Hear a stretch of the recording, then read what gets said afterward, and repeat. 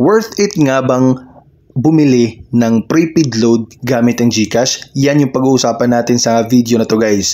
So syempre guys, kung bago ka pa lang sa channel na to at gusto mo ng mga ganitong klaseng topics patungkol sa mga free load, tips at tricks at make money online, please don't forget to hit the like.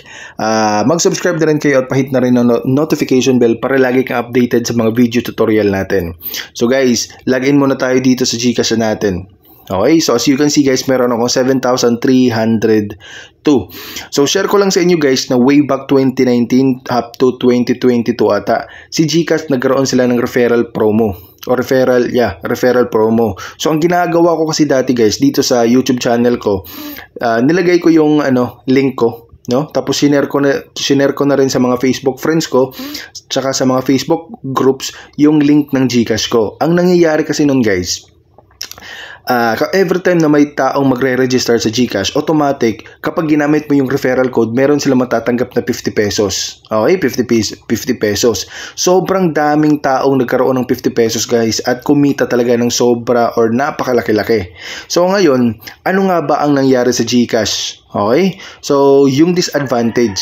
Kasi yung iba, ginagamit nila yung GCash para magbenta ng load para kumita. Pero ngayon guys, 2024, hindi ko na siya inire-recommend sa inyo. Alam mo kung bakit? Parang naging scam na rin yung GCash.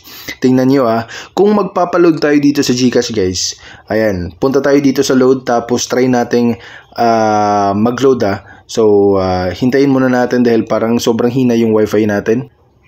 So, for example, ito guys, tapos try natin tong TM. Okay, so yung number natin kunwari ito 0926. So kunwari lang yan guys So pag pinindot natin yung next, proceed tayo. Hindi ko alam kung kaninong number to. So halimbawa guys, magpapaload tayo ng 10 pesos. Tingnan nyo kung magkano yung hinihingi ni GCash. Guys, meron silang china-charge na convenience fee 1 peso. Okay? So, yung niload natin is 10 pesos pero plus 1, naging 11 pesos na. So, hindi siya pwedeng gawin na pang extra income na pang load sa mga sari-sari store kasi nga naging scam. Imbis na kumita ka, nag-charge pa. Yung mga e-loading platform kasi guys, I mean yung mga e-loading na SIM, kapag nagpa-load ka ng 10, yung ibabawa sa payment mo ay 9 point something lang. So, pag 50 naman, 57 or 58 pesos lang yung ibabawas. Pero dito guys, dinagdagan ng piso. Tingnan nyo halimbawa, pag 50. Pag retailer kasi at saka dati, nung nagpapaload ka sa Maya at saka sa GCash, yung charge dito, 58 or 57. So, tingnan natin kung may charge ba. Ayan guys, may convenience fee pa rin. Tingnan nyo. Diba?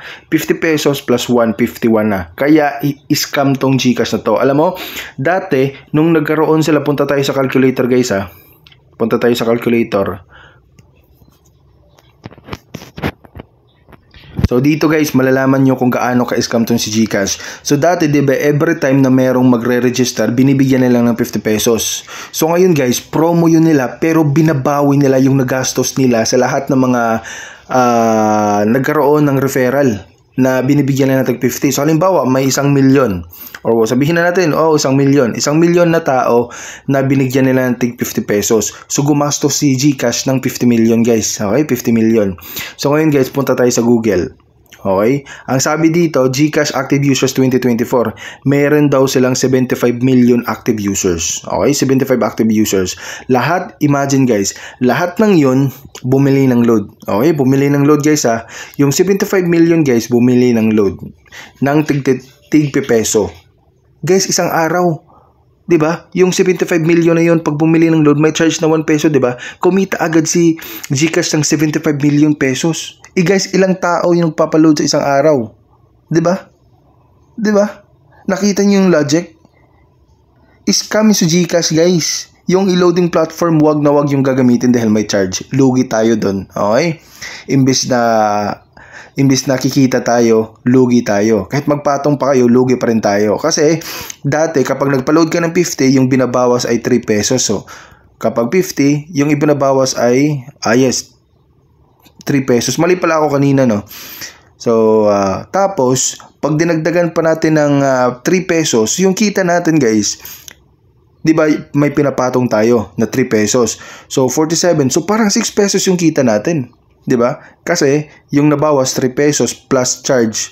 So total ibabayad ni customer is 53. 'Di ba? So parang lalabas na 6 pesos yung kinita natin. Pero dito sa GCash guys, tingnan mo. So kung 51 yung binabawas nila, 2 pesos na lang kinikita natin. 'Di ba? Kaya kung gusto niyo mag-Load Central retailer na lang kayo guys. Ito guys Load Central.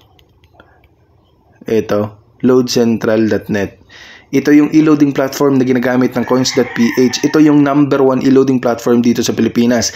Pwede kayong mag-load ng lahat ng networks, tapos yung mga satellite, mga games, lahat ng niloloadan sa Pilipinas guys, satellite, mga satellite, mga GSAT, mga ano pa ba, signal, nandito lahat. Basta lahat ng mga niloloadan sa buong Pilipinas nandito. Kaya kung gusto mo maging retailer guys, i-PM nyo lang, mag-comment lang kayo dito at i-re-register ko kayo kasi dealer po ako ng Load Central. So pwede ko kayong i-register for free. Tapos syempre kung magpapaload wallet kayo dito rin sa akin. Okay? So walang charge guys pag magpapaload wallet kayo ng 100 pesos, payment nyo via GCash, 100 pesos din yung ilo-load ko. Okay? So maganda yon kasi yung ibabawas guys, gaya na in-explain natin kanina na kapag nagpa-load ng 50, yung binabawas ay 3 pesos 47. So kikita talaga tayo. Recommended ko siya sa mga may sari-sari store, mga estudyante na nagpa-part-time, or yung mga may computer shop. Okay? So, ayun guys, mag-comment lang kayo ng I want to be a retailer para ma-register ko kayo at re-replyan ko kayo. So, pwede rin kayo mag-email na lang dito guys sa sa turoph@gmail.com. So, ilagay nyo lang yung pangalan nyo, yung mobile number. Yung mobile number mo ngayon, yan yung i-convert natin to retailer para makapag-login ka sa loadcentral.net. So, ilagay mo lang doon yung pangalan mo, email address, tsaka mobile number. Okay? So, magre-reply ako sa email mo. Tapos, kung may mga katanungan pa ako. So, I hope guys na nakatulong to video na to. At, ayan, mag-partner tayo sa negosyo guys. So, I hope na nakatulong to video na to. At please don't forget to hit the like, subscribe, at ang notification bell.